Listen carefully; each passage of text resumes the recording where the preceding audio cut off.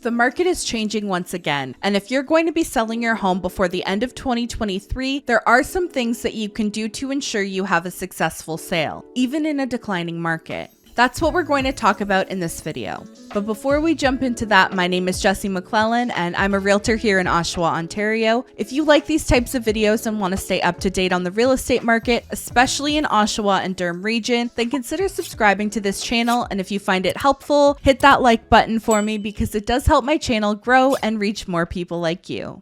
The last 2 years has been anything but a normal real estate market. We're constantly swinging back and forth from high number of sales and prices going up to a low number of sales and prices coming down, and interest rate increases in between there. But regardless of what type of market we're experiencing, people still have to move, and if that's you and you're going to be selling in this market, these are some things you're going to need to know to do differently than your neighbor who sold a couple of months ago.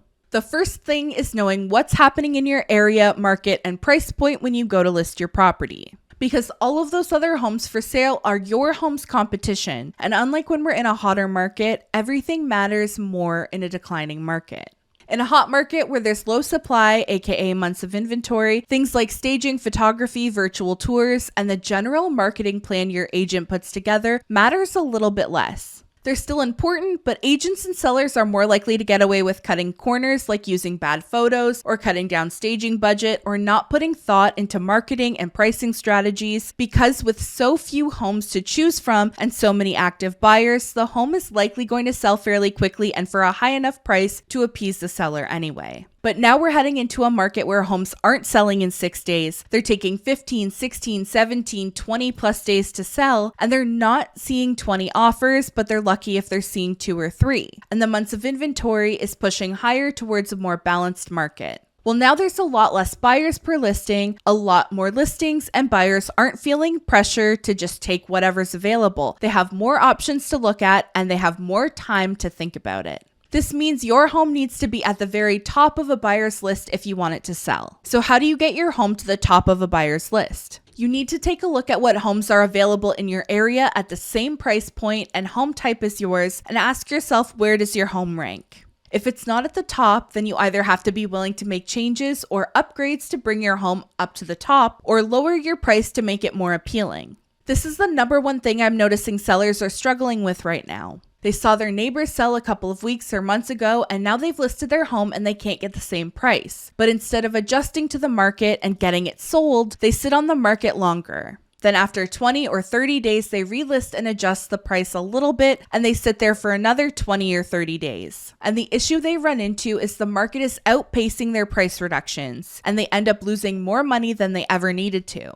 So it's very important to have these conversations with your agent about what your home is really worth, what other homes it's competing against, how it compares to those homes, and what can you do to make your home more attractive. Whether that's doing better marketing, staging, and photography, or making upgrades, or if it's just simply adjusting the price.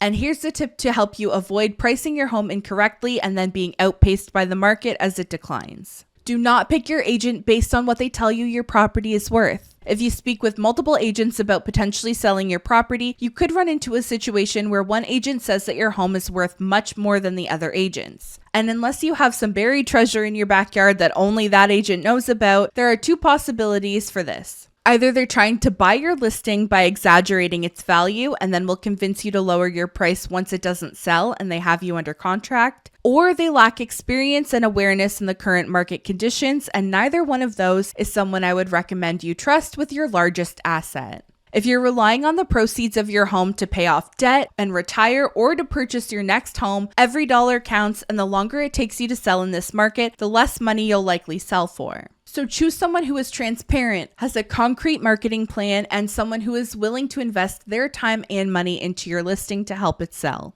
Although this market is cooling down and prices have come down for a couple of months in a row, if you position your home correctly on the market, you can still have a very successful sale. If you live in Durham Region or surrounding area and you think that we might be the right fit to help you with your sale, you can always use the link in the description to book a call with me at a time that works best for you. My name is Jessie McClellan. Thank you so much for watching until the end and subscribing to the channel. I hope you found it helpful, and I'll see you in the next one next week. Bye!